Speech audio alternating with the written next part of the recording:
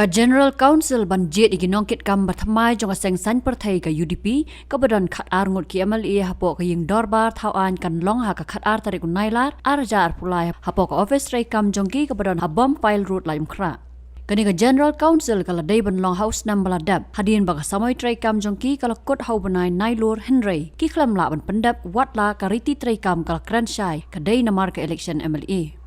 Layo jing tip bahaswa ban lech ka General Council ne ka election ka UDP kala dab ban syong ya ka Central Executive Committee ka bakila dab ban thau ya ka Nomination Committee kumba julong bat ban jied ru ya ki dekhot jong ka bat ka ne ka dei kat kum ka jing pentip jong ka Kyrwoh ka bala pha hau banai bala dab daw General Secretary ka UDP u Dr. Jamino Mautho. Yaban tau ba Metbah lingdo u MLA ka Mairang constituency ubat kumu president bat ubat Jamino Mautho kumu general secretary haringkat kiwai pat ki nongkit kam ki bakenthop bat ki banari khasi jain tia bat rilum garo.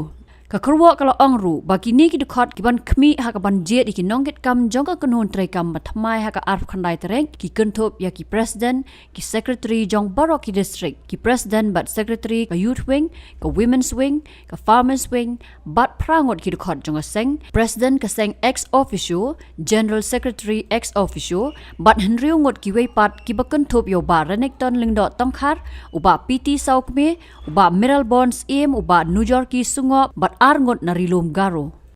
As far as the practice and as far as the constitution is concerned, the council will be held and the nomination committee, those who are the members in the nomination committee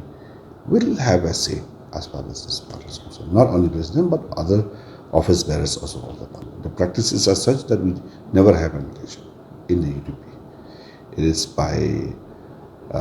the decision made by the nomination committee. That is the supreme body which elects the office bearers of the party.